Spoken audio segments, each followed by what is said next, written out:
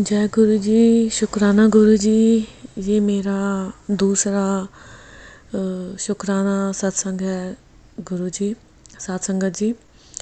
अपना दूसरा सत्संग शुरू करने से पहले मैं मंत्र जाप करना चाहूँगी। ओम नमः शिवाय शिव जी सदा सहाय, ओम नमः शिवाय गुरु जी सदा सहाय।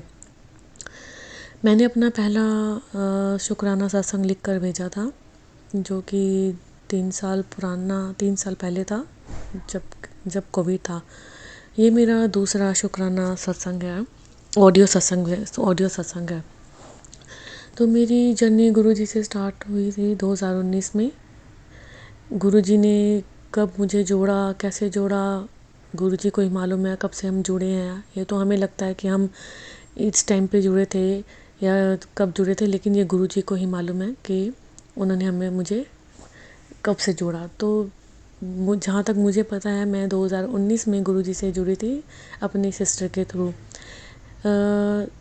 साथ संगत जी, मैं कीनिया से हूँ।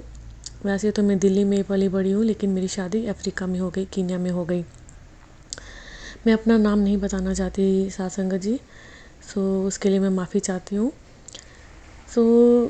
जैसा कि मैंने आपको बताया कि मैंने अपनी सिस्टर से गुरुजी के बारे में सुना था। जब तक मैं दिल्ली में थी, मैंने कभी गुरुजी के बारे में नहीं सुना था, और अगर सुना भी होगा तो मैंने ध्यान नहीं दिया होगा, क्योंकि मैं जॉब करती थी और घर की परेशानियाँ, शादी से पहले भी बहुत परेशानियाँ थी।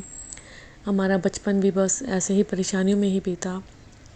तो शादी हो गई, शादी के बाद भी बस परेशानियों से, अब भी परेशानियों में ही हूँ, परेशानियों से ही जूझ रही हूँ। तो जब मैंने अपनी सिस्टर को अपनी परेशानी के बारे में बताया, तो मेरी सिस्टर ने मुझे बताया कि ऐसे ऐसे गुरुजी हैं जिसको काफ़ी दुनिया मानती है। तो ऐसा कर, ये गुरुजी का मंत्र जाप है, तो मंत्र जाप कर और अरदास कर। तो मैंने गुस्से में बोल दिया कि हमारी पुकार सुनने वाले कोई गुरुजी नहीं है, कोई भगवान नहीं है। मैं माफ़ी चाहूँगी गुरुजी। जब इंसान परेशान होता है, कुछ भी बोल देता है, जिसके लिए मैं बहुत माफ़ी चाहती हूँ। तो मैंने वो मंत्र जाप दो तीन बार पढ़ा होगा शायद, मुझे अच्छी तरह से याद नहीं है। और मैंने अरदास की, अगर आप सच में हो, इतना अगर आप में शक्ति है, तो मुझे आप अपने मंदिर, अपने दर्शन करने के लिए ज़रूर बुलाना। मुझे ऐसा नहीं बोलना चाहिए था, क्योंकि वो तो भगवान है। हम उनको नहीं कह सकते कि अगर आप में शक्ति है या नहीं। मैं उसके लिए माफ़ी चाहूँगी गुरुजी। लेकिन एज अ ह्यूमन बीइंग हमसे गलतियाँ होती ही रहती हैं, मुझे माफ़ करना गुरुजी। तो मैंने ऐसा बोल दिया। कुछ हफ्तों बाद, और मे बी कुछ 1.5-2 महीनों बाद, मेरे जो कज़न ब्रदर, जो कि 19 साल का था, उसकी अचानक से डेथ हो गई। तो वो तो बहाना था, गुरुजी ने मुझे अपने पास बुलाना था अपने। वो तो गुरुजी की महिमा, जैसे तैसे उन्होंने मुझे बुलाया, शायद यही बहाना था। तो मैं दिल्ली आई। हालांकि मैं यहाँ पे काफ़ी फाइनेंशियली प्रॉब्लम में हूँ, फिर भी पता नहीं मेरे कहाँ, जब गुरुजी ने बुलाना होता है, कहते हैं ना, अपने आप ही सब इंतज़ाम कर देते हैं। तो मेरे हस्बैंड की पेमेंट आई हुई थी कहीं से, तो मेरे हस्बैंड ने बोला कि चलो हम चले जाते हैं 1 हफ्ते के लिए। तो मेरे हस्बैंड का ब्रिटिश पासपोर्ट है, मेरा तो इंडियन पासपोर्ट है, मेरे हस्बैंड का ब्रिटिश पासपोर्ट है। जब गुरुजी ने बुलाना था, फटाफट सब कुछ इंतज़ाम कर दिया, वीज़ा भी लग गया, सब कुछ ईजीली हो गया। हम दिल्ली आए। तो दिल्ली आने के बाद, जैसे मेरे कज़न ब्रदर का जो संस्कार और गुरुद्वारे में जो भोग वगैरह पढ़ना था, वो 3-4 दिन का जो काम था, वो ख़त्म होने के बाद मेरे पास सिर्फ एक ही मंडे था, जिसके 2-3 दिन बाद मुझे वापस अफ्रीका आना था। तो मेरी सिस्टर और उसके हस्बैंड ने बोला कि चलो मैं तुम्हें बड़े मंदिर लेकर जाता हूँ। तो अचानक से हमारा सब प्रोग्राम बन गया। मेरे अंकल जी भी मान गए जाने के लिए। हालांकि वैसे उन्होंने मुझे कभी मना नहीं किया कहीं ऐसे जाने के लिए, वो खुद भी जाते हैं। लेकिन हाँ, मुझे मेरे अंकल जी अभी गुरुजी को नहीं मानते हैं। तो वो जैसे कि मेरी जो शादी हुई है वो नामधारी में हुई है, ये अपने गुरुजी को मानते हैं। तो वो बोलते हैं कि मैं सिर्फ अपने गुरुजी को मानता हूँ, मैं किसी को नहीं मानता। तो एनीवे, उन्होंने मुझे कभी मना भी नहीं किया। तो वो मेरे साथ गए, और जब मैं बड़े मंदिर पहुंची, जब मेरे सिस्टर मुझे लेके गई, मेरी मम्मी भी साथ में गई थी, मेरे हस्बैंड गए थे, मेरी सिस्टर और उसके हस्बैंड और बच्चे, हम सब लोग वहाँ पे गए दर्शन करने के लिए। वहाँ पे बस जैसे ही कदम रखा ऐसा लग रहा था कि हम मैं धरती के दूसरे स्वर्ग में आ गई हूँ। इतनी शांति, इतना पीस मैंने कहीं नहीं देखा। कहीं मुझे इतनी शांति नहीं मिली। मेरा तो रोना ही ना बंद हो, लेकिन बड़ी मुश्किल से अपने आंसू को मैं रोका मैंने, क्योंकि मुझे ऐसा लग रहा था कि अच्छा नहीं लगता कि मैं रोऊंगी तो सबको लगेगा कि पता नहीं क्या है, ये क्या नहीं, परेशान है या कुछ भी है। मैंने अपने आंसुओं को रोका, लेकिन मेरे आंसू रुकने का नाम नहीं ले रहे थे। मुझे इतनी शांति मिली। मैंने गुरुजी को बोला, गुरुजी मुझे यहाँ से वापस मत भेजो, मैं यहीं पे रहना चाहती हूँ। मैं आज भी यही बोलती हूँ, गुरुजी मुझे अपने पास बुला लो, अपने मंदिर, ताकि मैं आती रहूँ, मैं आपके दर्शन करने के लिए आती रहूँ। क्योंकि यहाँ पे अफ्रीका में, कीनिया में ऐसा गुरुजी का ऐसा कोई मंदिर भी नहीं है, और ना ही कोई संगत है। अभी तक मुझे कोई नहीं मिला। लेकिन मैंने अपनी 2-3 फ्रेंडों को गुरुजी के बारे में बताया, जैसे वो मेरे साथ जुड़ गई हैं, ऑलरेडी गुरुजी के साथ जुड़ गई हैं। मैंने नहीं, सॉरी, गुरुजी ने मुझसे करवाया। तो मैंने गुरुजी की आज्ञा से मैंने अपनी 2-3 फ्रेंडों को बताया, मेरी चाची सास को बताया, जो कि वो अब गुरुजी के साथ जुड़ गई हैं। तो जब मैं वापस आ गई दिल्ली में, सॉरी, जब मैं वापस अफ्रीका आ गई, तो बस वही परेशानियों में मैं फिर से भूल गई कि हाँ भाई गुरुजी गुरु तो, लेकिन गुरु हम भूल जाते हैं, लेकिन कहते हैं ना भगवान कभी नहीं भूलते। एक बार उनकी उंगली पकड़ लो, वो नहीं छोड़ते। तो पता नहीं फेसबुक में कैसे मुझे गुरुजी का कोई किसी का सत्संग आया, और उन्होंने मुझे जोड़ा फ़ोन के थ्रू। हालांकि मैंने कोई ग्रुप नहीं ज्वाइन किया था, कुछ भी नहीं ज्वाइन किया था, फिर भी मुझे गुरुजी के मैसेज आने लगे, और मैंने ऐसे गुरुजी ने मुझे भूलने नहीं दिया। हालांकि मैं भूल गई थी, यहाँ पे आने के बाद परेशानियों में और सब प्रॉब्लम्स में वापस भूल गई थी। फिर कोविड भी आ गया, लेकिन गुरुजी ने मुझे भूलने नहीं दिया, और फेसबुक पे मुझे किसी का सत्संग आया, और मैं फिर से गुरुजी के साथ जुड़ गई। तो मेरे पहले सत्संग में मैंने बताया था कि मेरा विश्वास जब पक्का हुआ था, तब पक्का हुआ था जब मैंने गुरुजी से पहली अरदास की। जब मेरी उम्र अभी बहुत कम है, और मेरी नीज़ की प्रॉब्लम बहुत ज़्यादा थी। उस वक्त मेरी नीज़ में इतनी पेन थी कि मुझसे हिला जुला भी नहीं जा रहा था, और रात का टाइम था, 2-2:30 बजे थे। तो मैंने गुरुजी से अरदास की, गुरुजी मेरी नी में बहुत पेन है, आप प्लीज़ मेरी मदद करो, मेरी पेन को गायब कर दो, और मुझे अपने होने का एहसास दिलाओ। आप बिलीव नहीं करोगे, ठंड का टाइम था, और सब विंडोज़ दरवाजे सब बंद थे। मुझे 2 या 3 बार इतनी हवा के झोंके आए, और गुरुजी ने अपने होने का एहसास दिलाया। और ऐसे ही मुझे नहीं पता कब मेरी आँख लग गई, और सुबह जब मैं उठी, मेरी नी का पेन बहुत कम था, मैं अच्छी तरह से चल पा रही थी, बहुत बहुत कम था। तो ऐसे में गुरुजी का मेरा विश्वास, ऐसे पहली बार जब मेरा विश्वास बढ़ा, ऐसे तो फिर मैंने सत्संग के थ्रू सुना कि गुरुजी तितली रूप में दर्शन देते हैं, कबूतर रूप में दर्शन देते हैं, मोर रूप में दर्शन देते हैं। तो ऐसे तो मेरे बहुत सारे सत्संग हैं छोटे छोटे, मुझे तितली रूप में बहुत बारी गुरुजी ने दर्शन दिए हैं। लेकिन अगर मैं वो सब सत्संग सुनाने लगूंगी तो सत्संग बहुत बड़ा हो जाएगा। वो मैं फिर दोबारा से दूसरा सत्संग, शुक्राना सत्संग शेयर करूंगी। तो मेरा दूसरा शेयर मेरा दूसरा चमत्कार गुरुजी ने जो मेरे साथ किया।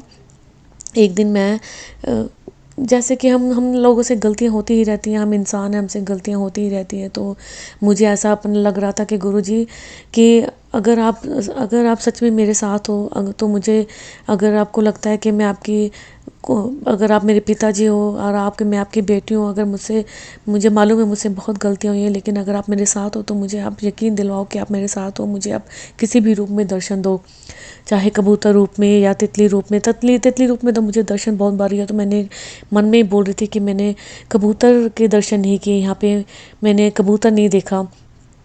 तो आप बिलीव नहीं करोगे, मैं बस फिर मैंने फ़ोन पे सत्संग लगा लिया, और सत्संग सुनते सुनते कब मेरी आँख लग गई मुझे नहीं मालूम, मैं बहुत गहरी नींद में थी। तो मुझे ड्रीम दर्शन हुए, दो कबूतर के ड्रीम दर्शन हुए, और मैं इतनी गहरी नींद में थी कि मुझसे हिला भी नहीं जा रहा था। और मैं खुशी के मारे मैं चाहती थी मैं उठ के सबको बताऊं, और मैं सपने में बोल रही थी कि मैं केदारनाथ में हूँ, जहाँ जैसे मैं तो केदारनाथ तो कभी गई भी नहीं, और मैंने कभी देखा भी नहीं।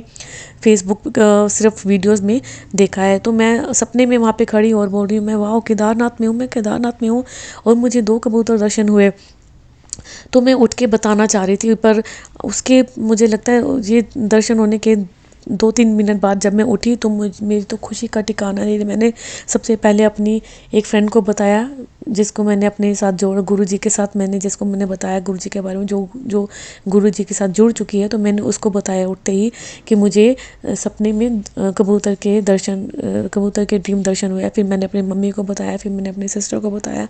मेरी तो खुशी का ठिकाना नहीं था सत्संग जी। मैं बहुत खुश थी, मैं बहुत खुश थी कि गुरुजी ने मुझे ड्रीम दर्शन दिए और गुरुजी मेरे साथ हैं। मुझे गुरुजी ने विश्वास दिलाया कि वो मेरे साथ हैं। तो ये मेरा दूसरा सत्संग है सत्संग जी। फिर तीसरी बार भी मुझे कबूतर के दर्शन हुए। मैं किचन से बाहर निकली तो मैंने कबूतर देखा, और मैंने जैसे अंदर आई अंकल को बताया कि मैंने बाहर कबूतर दर्शन किए। तो मैं बाहर आकर देखा तो वो नहीं थे। तो यही मेरा सत्संग है जो रिसेंटली है सत्संग जी। अगर मुझसे कोई सत्संग करते हुए कोई गलती हो गई हो तो मुझे माफ़ करना संगत जी। बस यही अरदास है गुरु जी हमेशा अपने नाम सिमरन के साथ मुझे जोड़ के रखें। मेरी गलतियों को, हम सब की गलतियों को माफ़ करें और हमें अपने नाम सिमरन के साथ जोड़ के रखें। आज मैं गुरु जी की मर्ज़ी से ये अपना सत्संग शेयर कर रही हूँ। साथ संगत जी, अगर मुझसे कोई गलती हो गई तो मुझे माफ़ करना मेरे गुरु जी। हमेशा अपने नाम सिमरन के साथ जोड़ के रखना, अपने साथ जोड़ के रखना गुरु जी। मैं अपने सत्संग को यहीं विराम लगाना चाहती हूँ और जल्द ही मैं अपना तीसरा शुक्राना सत्संग शेयर करूँगी। जय गुरु जी, शुक्राना गुरु जी, पल पल शुक्राना, हर पल शुक्राना, अनंतम अनंतम शुक्राना गुरु जी। जय गुरु जी। गुरुजी शुक्राना गुरुजी, अनंतम अनंतम शुक्राना, हर पल का शुक्राना। जय गुरुजी। आज मैं आपको अपना दूसरा सत्संग सुना रही हूँ। पहला तो मैंने रिटर्न में दिया था, ये दूसरा मेरा ऑडियो में है। मेरे से कोई भी गलती हो जाए तो प्लीज़ संगत जी और गुरुपा हमें माफ़ कर दीजिएगा। लेकिन मैं पहला सत्संग भी अपना सुनाऊंगी। एक बारी मेरे को गुरुजी ने अमृत वेला दिया था। उस समय मेरा बड़ा मन था कि मैं अपने गुरुजी का स्वरूप ड्राइंग रूम में जरूर लगाऊं, जिससे चलते फिरते उनके दर्शन कर सकूं। लेकिन किसी कारणवश मैं स्वरूप ड्राइंग रूम में नहीं लगा पा रही थी, क्योंकि मेरे अंकल कम मानते थे। तो मैं अपने गुरुजी से यही कह रही थी, गुरुजी मेरा बड़ा मन है कि मैं आपका स्वरूप ड्राइंग रूम में लगाऊं। थोड़ी देर बाद मैं क्या देखती हूँ कि हमारी वॉल पे कृष्ण राधा का स्वरूप लगा हुआ है। वहीं पर ही मुझे साइड में अपने गुरुजी की छवि दिखाई दी। तो गुरुजी हमारे मन की बात इतनी जल्दी सुन लेते हैं। थैंक यू गुरुजी, अनंतम अनंतम शुक्राना। मैं अपना आपको दूसरा सत्संग सुनाती हूँ। मुझे गुरुजी का स्वरूप बहुत पीले चोले में बहुत अच्छा लगता था। तो मैं एक दिन गुरुजी से कह रही थी कि मुझे आप पीले चोले में बहुत अच्छे लगते हो। लेकिन मैंने कभी ये मन में ये नहीं रखा कि मैं गुरुजी का पीले चोले का ही स्वरूप लूं, क्योंकि मैंने एक बारी सत्संग में सुना था कि कभी मांगना नहीं चाहिए, जो भी स्वरूप में गुरुजी आए उसे लेना चाहिए। तो मैंने सोचा कि ठीक है। मैं एक बारी सत्संग में गई तो वहाँ मुझे गुरुजी का ब्लेसिंग मिली। उस ब्लेसिंग में मुझे कैलेंडर मिला। तो मैंने जैसे कैलेंडर ओपन किया तो वो मुझे पीले चोले में था। मैं इतनी खुश हुई कि मेरे गुरुजी पीले स्वरूप में हमारे घर आए। अनंतम अनंतम शुक्राना। गुरुजी का जितना भी शुक्राना किया जाए उतना ही कम है। मैं यहीं पर अपनी वाणी को विराम देती हूँ। अगर संगत जी हमसे कोई भी गलती हो गई हो तो प्लीज़ हमें माफ़ कर देना। और मैं विराम देती हूँ अपनी वाणी को मंत्र जाप के साथ। ओम नमः शिवाय, शिवजी सदा सहाय। ओम नमः शिवाय, गुरुजी सदा सहाय। ओम नमः शिवाय, शिवजी सदा सहाय। ओम नमः शिवाय, गुरुजी सदा सहाय। जय जय गुरुजी, धन धन गुरुजी, वाह वाह गुरुजी। शुक्राना मेरे गुरु महाराज, अनंतम अनंतम शुक्राना। जय गुरु जी, शुक्राना गुरु जी। थैंक यू संगत जी, गुरु जी की ब्लेसिंग्स हम तक पहुंचाने के लिए आपका बहुत बहुत शुक्रिया। शुक्राना गुरु जी। सरबत दा भला हो गुरु जी, सबकी भूल चूक माफ़ हो गुरु जी। जय गुरु जी, जय गुरु जी। प्यारी संगत जी,